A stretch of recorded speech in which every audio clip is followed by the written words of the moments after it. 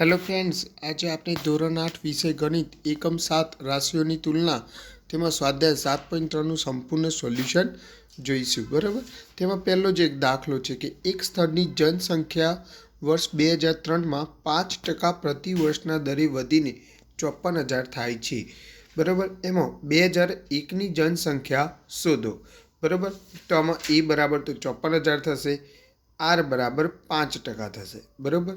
હવે એન બરાબર 2 વર્ષ થશે અને પી બરાબર આપણે શોધવાના છે. બરાબર. કારણ કે આપણને અહીંયા જેમ આપણે વ્યાજ મુદ્દલ કહીએ છીએ એ રીતની રકમ આપેલી છે. બરાબર. અને પી તો એ ઘડી કેટલા હતા એ આપણે શોધવાના છે. તો અહીં જોઈએ તો આપણે સૂત્ર લખીએ. બરાબર. A is equal to P into bracket 1 + r/100 હવે એમાં એની જગ્યાએ આપણે 54,000 લખીશું. પી તો આપણે શોધવાનો છે. આર એટલે 5% લખીશું. એનની જગ્યાએ આપણે 2 લખીશું. બરાબર. હવે 54,000 આપણે એમને જ લખવાના છે. પીની જગ્યાએ પી અને આનો આપણે લસા લેવાનો છે. લસા લેતા આપણે આગળના વિડીયોમાં પણ જોયું હતું કે નીચે જે 100 છે એની ઉપરની સંખ્યા સાથે સરવાળો કરીને ઉપર લખી દેવાનો, એટલે 100 + 5. તો 100 + 5 કેટલા થાય? 105 થશે. બરાબર. એટલે આપણે 105/100 લખી દીધું. હવે 2 ઘાત છે એટલે આપણે આ જે છે 105/100 એ 2 વખત લખવાના રહેશે આ રીતે. બરાબર. પી ગુણ્યા 105/100 ગુણ્યા 105/100. બરાબર. 105 એટલે 21/5 105, 21/5 આ રીતે એના ભાગ પાડીશું. અને 100માં આપણે 20×5 100 20×5 100 આ રીતે ભાગ પાડીશું. અને 5 આપણે દૂર કરીશું. બરાબર. હવે આગળ જોઈએ આપણે તો અહીં જે ગુણાકારમાં છે એ બરાબરની આ બાજુ ડાબી બાજુ આપણે ભાગાકારમાં લઈ જઈશું અને જે ભાગાકારમાં છે એ આપણે ડાબી બાજુ ગુણાકારમાં લઈ જઈશું. નીચે તમે સ્ટેપ જોઈ શકો છો કે 54,000 જોડે 20×20 લખેલા છે. બરાબર. અને જે 21×21 હતા એ 54,000ના નીચે લખેલા છે ભાગાકારમાં. હવે શું થશે તો 21 એટલે 7 તાલી 21 થશે. 54 એટલે 18 તાલી 54 એટલે 3 આપણે દૂર કરીશું. બરાબર. એ રીતે 21 એટલે 7 તાલી 21 અને 18 એટલે 6 તાલી 18 ફરીથી આપણે 3 દૂર કરીશું. હવે શું થશે તો જે વધે એનો આપણે ગુણાકાર કરીએ. બરાબર. જેમ કે અહીંયા 6 6 દુ 12 12 દુ 24 6 6 દુ 12 12 દુ 24 અને એના પાછળ 0 કેટલા થશે તો 3 ને 1 4 ને 1 5 0 થશે. એટલે આપણે 24 અને એની પાછળ 5 0 લખી દઈશું અને છેદમાં આપણે 7 7 49 થશે. હવે આ જે સંખ્યા છે બરાબર કેટલી છે 24 લાખ, એનો તમારે 49 વડે ભાગાકાર કરવો પડશે અને જવાબ શોધવો પડશે કે કેટલો જવાબ આવે છે. તો અહીંયા તમે ભાગાકાર કરશો તો એનો જવાબ તમને મળે છે 48,979.59. બરાબર. પરંતુ જનસંખ્યા તો પોઈન્ટમાં ના હોય ને, એ તો પૂર્ણ સંખ્યામાં હોય. એટલે આપણે શું લખીશું 48,980. બરાબર. આ રીતે આપણો જવાબ મળે છે. આગળ જોઈએ આમ 2001ની જનસંખ્યા કેટલી હશે તો 48,980 થાય. આગળ જોઈએ 2005ની જનસંખ્યા શોધો. તો 2005માં પી બરાબર આપણે 54,000 જ લઈશું. કારણ કે પેલું પહેલાં અગાઉના વર્ષોની વાત હતી એટલે પ્રિન્સિપાલ શોધવાનો હતો અને વ્યાજ મુદ્દલ જેવું આપણને જે મૂળ સંખ્યા હતી 54,000 આપણે લઈને દાખલો ગણી લીધો. પણ આમાં છે ને જે આપેલા છે એના પછીના વર્ષનું શોધવાનું છે. તો આપણે 54,000 છે એને પી બરાબર લઈ લઈશું. આર એટલે 5%, એન બરાબર 2 વર્ષ થશે. કારણ કે 2003 પછી 2004 અને પછી 2005 આવશે. હવે સૂત્ર લખીશું. સૂત્રમાં પીની જગ્યાએ 54,000 1 + r/100 એટલે આર એટલે 5 લખવાનો છે અને એન જે છે એની જગ્યાએ આપણે 2 લખીશું. હવે 54,000 ફરીથી હું એનું એ જ કહી કે 100 અને 5નો સરવાળો કરીને આપણે 105/100 લખીશું. હવે 2 ઘાત છે એટલે આ આપણે 2 વખત લખવાનું છે. બરાબર.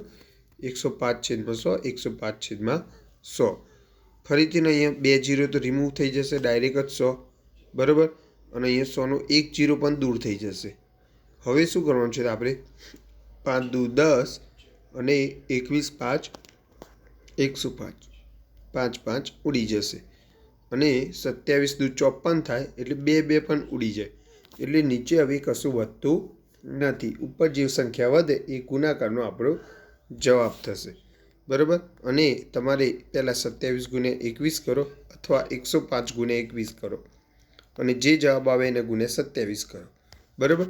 અને બધા ગુણાકારનો જવાબ આપણને મળે છે 59,535. બરાબર. એટલે આમ 2005ની જનસંખ્યા 59,535 છે. દાખલા નંબર 2 છે કે એક પ્રયોગશાળામાં એક પ્રયોગમાં બેક્ટેરિયાની સંખ્યા પ્રતિ કલાકે 2.5%ના દરે વધતી હતી. જો પહેલાં બેક્ટેરિયાની સંખ્યા 5,06,000 હોય તો 2 કલાક પછી બેક્ટેરિયાની સંખ્યા કેટલી હશે? તો પહેલાં તો પી બરાબર આપણે 5,06,000 લઈશું,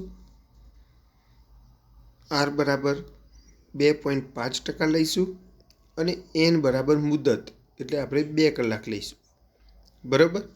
હવે આપણે સૂત્રમાં પીની જગ્યાએ 5,06,000 મૂકીશું, આર એટલે 2.5 અને ઘાતમાં એનની જગ્યાએ આપણે 2 મૂકીશું. અહીંયા 2 કલાક છે એટલા માટે આ આપણે જેસે તે લખીશું અને જેમ આપણે સરવાળો કરીને લખીએ છીએ દર વખત એ રીતે જ લખીશું. 100 + 2.5 એટલે 102.5/100. હવે આ 2 ઘાત છે એટલે આ આપણે 2 વખત લખીશું. બરાબર. જો પોઈન્ટ દૂર કરીએ આપણે બંનેનો તો આમાં પોઈન્ટ દૂર કરીએ તો છેદમાં 10 એટલે 10 ગુણ્યા 100 1000 થઈ જાય. આમાં પણ પોઈન્ટ દૂર કરીએ તો છેદમાં 10 એટલે 10 ગુણ્યા 100 એટલે 1000 થશે. આ રીતે. બરાબર. હવે આપણે 10 ગુણ્યા 100 1000 લખેલા છે તમે જોઈ શકો છો. બરાબર. જેટલા 0 દૂર કરી શકાય એટલા તો આપણે 1000ના 3 0 અને આ 0 આપણે દૂર કરી દીધા. હવે શું થશે તો આપણે 1025 છે એને 25 વડે ભાગાકાર કરીએ છીએ તો જવાબ 41 મળે છે. એટલે 25 ગુણ્યા 41. અહીં 1000ની પણ આપણે 25 વડે ભાગાકાર કરીએ તો 25 ગુણ્યા 40 મળશે. એટલે કે 25 25 ઉડી જાય છે. બરાબર. હવે નીચે 40 જ વધે છે તો આપણે 40ના 8 પંચું 40 કરીએ અને અહીંયા આપણે કરીએ 205 ગુણ્યા 5.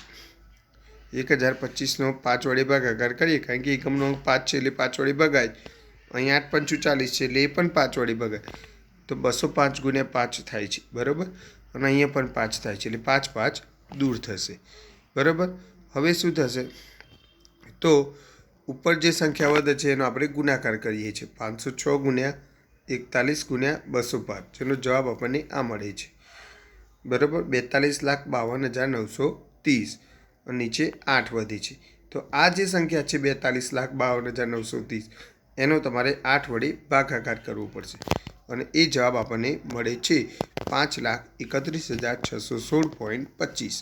પરંતુ બેક્ટેરિયા પોઈન્ટમાં તો ના જ હોય, એ પૂર્ણમાં લેવું પડે એ પણ આપણે. એટલે આપણે એને લઈ લઈએ કે 5,31,616. બરાબર. પોઈન્ટ પછી 50 એટલે કે 5 કે 5 કરતાં વધારે આંકડો હોય તો આપણે આગળનો લઈએ છીએ પણ અહીંયા નાનો છે એટલા માટે આપણે છોડી દઈએ છીએ. બરાબર. આમ 2 કલાક પછી બેક્ટેરિયાની સંખ્યા 5,31,616 જેટલી હશે.